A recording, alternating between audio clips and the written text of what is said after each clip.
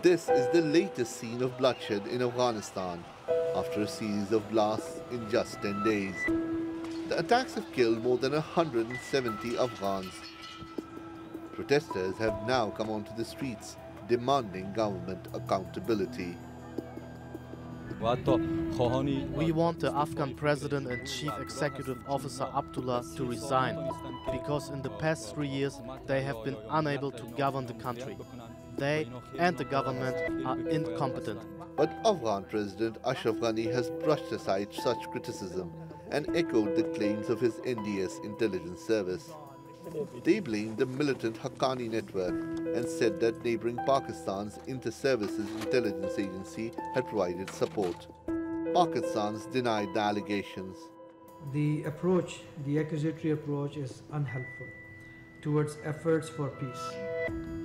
But it's not the Haqqani network, but another, newer group that's claimed responsibility for the latest bombing, Daesh in Afghanistan.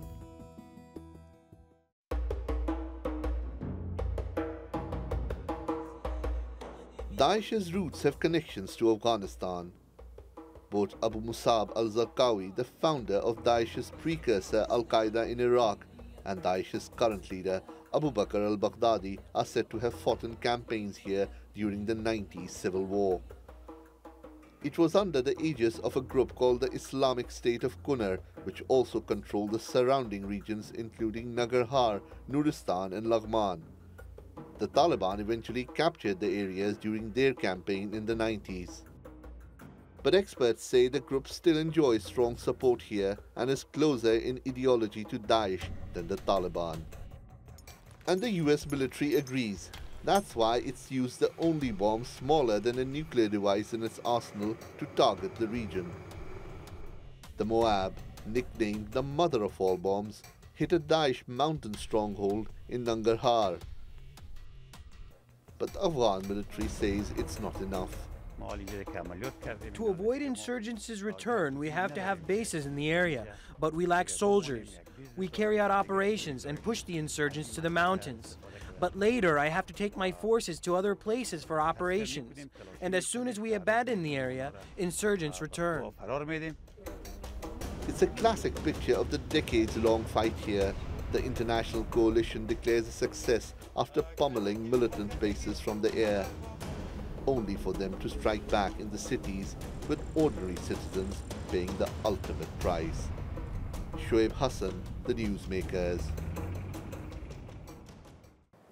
Joining me now to discuss this further is Omar Samad in Vancouver. He is a former advisor to the Afghan government. In Washington, D.C., Mued Yusuf, Associate Director at the United States Institute of Peace, and from Kabul, Javid Faisal. He is the spokesman for the Chief Executive of Afghanistan. He also survived last week's truck bombing in Kabul. Thanks so much for joining us all. Javid, glad you are here. Let me begin with this. I want to talk about the strategy of the government so far to try and fight terrorism in the country. First of all, is firing top security officials part of a winning strategy, do you think, or might there be a problem actually finding even more competent people to replace those who may be fired and who've already resigned? Omar, let me begin with you.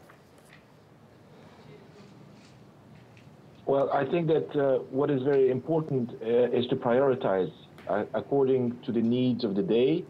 And that means that we need to find out, first of all, why the incidents occurred, how they occurred, who may be behind it, since nobody has taken responsibility, but all the hallmarks show that it may have been a Haqqani network attack that took the lives of more than 100 Afghans last week.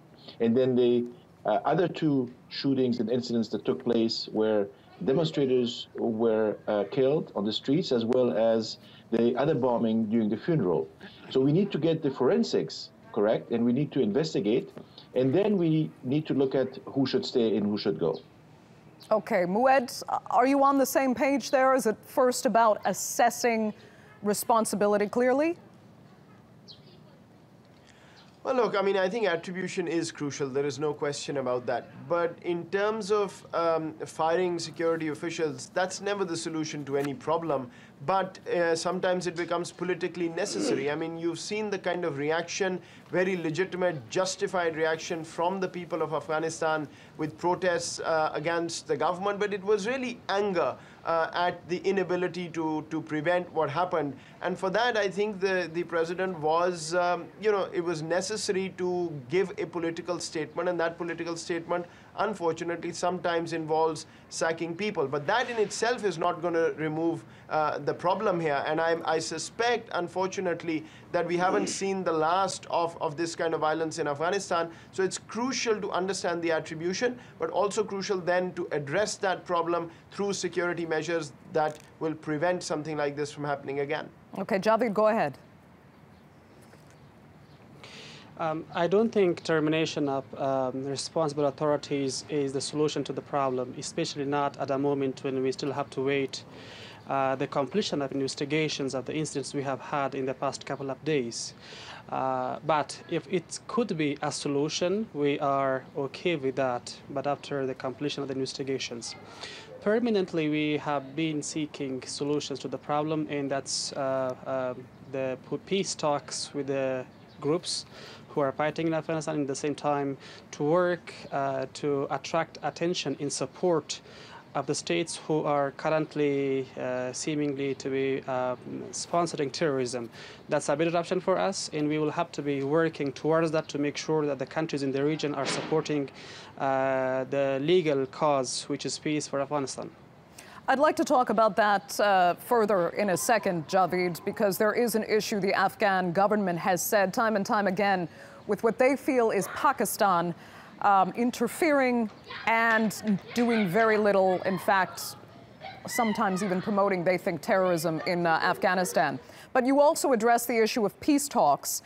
And right now, officials are actually hosting a dialogue on peace and security called the Kabul process. But it seems the public doesn't believe the talks will actually work. Now, the Afghan Institute for Strategic Studies actually published a report, and that says, we have a graphic here, more than 70% of respondents believe government talks with the Taliban have failed. Only 21% found them to be even partly successful.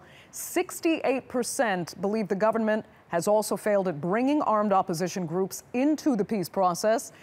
And then 48% believe that Pakistan benefits from Afghanistan's instability. Omar Samad, let me begin with you on this question then. First of all, why don't the Afghan people have confidence in these peace talks? Well, listen, the Taliban have been around for 20 years. And since 9/11, when they were ousted from power from Kabul, they went back to their safe havens outside of Afghanistan. And after a couple of years of reorganization, came back and tried to destabilize Afghanistan and make problems for the new Afghan government, which is a constitutional government and has been elected by the Afghan people. So we have a question of legitimacy here. And I think that the Afghan people realize that the Taliban claims and the Taliban actions are not legitimate, and they do not make sense. And all they do is use violence against the Afghan people, against Afghan forces, and they destroy their country. So if Taliban claim to be Afghans, then obviously the Afghan people, regardless of their ethnicity, region, or creed, have some expectations. And some of those expectations have to do with coming to terms politically with other Afghans, laying down their arms and stopping the killing and the destruction. Muad, I'd like you to pick up on that, if you can, in respect to how the U.S. as well feels now, at least, that engaging the Taliban does not work toward peace, that the Taliban cannot be part of a political solution, as was said by the Ministry of Defense in the U.S. Do you think there's space for the Taliban in dialogue here, or will engaging extremism ultimately derail peace talks? Look, I think there are two or three things to note. First of all, there has been no peace process to speak of. So when we talk about that talks have not delivered, talks have not happened in that sense. So we'll have to wait and see on that. As far as the US view is concerned, it's very difficult to say. With the current environment in Washington, there is an Afghanistan policy review that's going on that was supposed to be completed last month but has been delayed. And there are still conversations. There's not a consensus in Washington on what the next US strategy or the next US move is going to be. I think what is clear, and I think where Omar is absolutely right, that the Taliban have been waging this war and the Afghan people are fed up of it. The problem, of course, is that there isn't a military solution that seems to be in sight.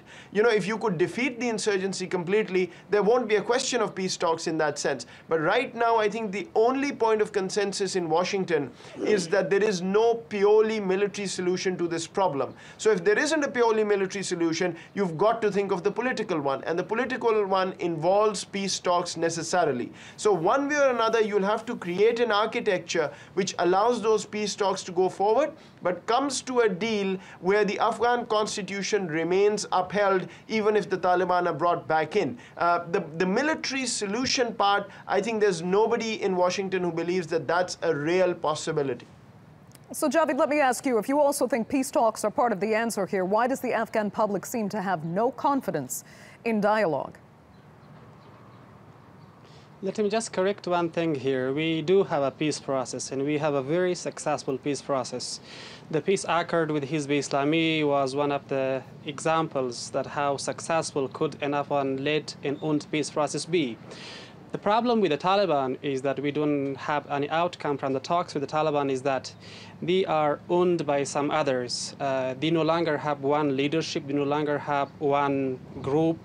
They are divided into groups and different leaderships, and they are being manipulated and controlled and trained by others outside Afghanistan. This is the main problem, and this is the reason we were holding the Kabul process meeting yesterday in Kabul to make sure that the countries who could be effective in bringing Taliban to peace talks are coming into a consensus, are coming into an agreement that they will have to be supporting the peace process. But I agree to the word that the political solution is the only way out of this problem. We believe that militarily a solution is not as good a solution as a political one could be for the Afghans. But there is a peace process. And we also heard in that public survey there, though, as you alluded to earlier, Javed, that there is an issue with many believing Pakistan is interfering in Afghan affairs and actually furthering the acts of terrorism in the country. Do you believe Pakistan is a destabilizing force, or is it serving as a sort of scapegoat for the government right now? We have been hoping that Pakistan could become a good neighbor to Afghanistan and that someday they will stop using terrorism as a tool to achieve their foreign policy objectives. But the problem is that there is still faith on supporting terrorism. It has to change. The Taliban, who are killing innocent Afghans on a daily basis, are still having safe havens. They are still enjoying hospitality by the Pakistani establishment. They have well-established councils in Shoras, in Quetta, and in Peshawar. And there are thousands of madrasas who are providing fighting force to the fight in Afghanistan. This has to change, and we have been trying to work with Pakistan since the establishment of the unity government in the past 2.5 years. We have tried many times with Pakistan, and before that, during former President Karzai's time, we had worked with Pakistan, but we had no result. This time we are working to make sure that the region in the world are echoing and are supporting our cause for peace, and that they can invest on Pakistan or encourage Pakistan to be supportive of the Afghan people and government and not of the terrorist groups who are fighting against us. Omar, do you believe Pakistan is the real problem here, or is it being used as a sort of scapegoat for the government in power now? If you look at a hierarchy of reasons and for problems that exist and challenges that exist, I think Pakistan is up there at the top. For Afghans who have dealt with the situation for 2 decades, I think that there was an expectation that the Pakistanis would eventually come to realize that this is not serving anybody's interest, including their own. and that to make use of non-state actors like the Taliban is not going to make a difference in the view of the Afghan people, and that they cannot impose such a force on the Afghans. Now, having said this, the Taliban feel emboldened. So the discussion in Washington and other places is, what should we do to break this sense of invisibility? And I think that the Taliban are the ones who think that they can win this militarily, or at least push the envelope so far that they can have a very strong hands eventually if one day they sit at the table. I think that that is also a mistaken view from the Taliban and those who provide them strategic advice. I think that this is not going to happen. They are facing overwhelming disenchantment from the Afghan people towards them and their policies and their agenda. Yes, there are problems inside Afghanistan. There are governance problems. There's a problem with justice or injustice. There's a problem with a lot of issues that are internal to Afghanistan. But when it comes to a problem that has been imposed on Afghanistan, an undeclared war, as the Afghan leaders call it, then I think that it falls on Pakistan to deliver and to make changes in its policy. Okay, Mued, let me ask if you're on the same page there. And do you think corruption within its own ranks in the Afghan government is being taken seriously enough as well as part of the problem? Look, you know, whenever you're in these kind of situations where there's mega violence in the face, insurgents, counter-insurgents not being able to break the stalemate, you'll always have this finger-pointing, this blame game, both sides believing that they could come to a position of strength and then negotiate, and that's what keeps wars going. And I think Afghanistan is a good example. I think all of these are problems, right? The region is a problem. Pakistan's interfered in Afghanistan for decades. Corruption, internal political failures, internal economic failures, they're all parts of the reason why the Afghan people do not feel confident either about the state of Afghanistan's sort of government or the security situation. On the Pakistan part, I mean, I agree with both the guests that there is a Pakistan problem which needs to be resolved. There is a regional problem in general, but I don't think it's enough to say Pakistan has to deliver. The question is, Pakistan hasn't delivered from the Afghanistan perspective, or from the Pakistani perspective, maybe Afghanistan hasn't delivered. The only way this cannot be resolved is if Afghanistan and Pakistan stop talking to each other, point fingers at each other, or do not have a conversation on how to move forward. I completely understand the frustration that this has happened millions of times. It hasn't resulted in anything good, but at the end of the day, I also haven't found anybody who can give me a solution to Afghanistan's problem which can come without Afghanistan and its neighbors finding a regional consensus. And right now, I think the Afghanistan-Pakistan relationship is probably the worst I've ever seen it in recent decades. And that, I think, is the fundamental issue. Somehow, whether the US gets them back on the same page or others, but these two sides have to talk, have to figure out a way to coordinate on this security front. Otherwise, I think Afghanistan, you know, the situation will not improve, but Pakistan also loses out big time if Afghanistan remains turbulent. Okay. Javed, I will give you a very quick final word. Thank you. Just on the part of Pakistan, we have tried our best to take measures to build trust with Pakistan. We have done on our part, like 2 years ago, we even sent our soldiers for training to Pakistan, but Pakistan unfortunately did not deliver on the promises they made to us in their meetings. The military and their civil establishment did not deliver. Plus, now it's too hard, too difficult to work with a partner who is not trustworthy. But we still are looking forward to working with Pakistan to making sure that the two countries can live in peace and that the peace can return to the region. Okay. Unfortunately, we're going to have to leave it there. I would like to thank all three of you so much for joining us on the Newsmakers.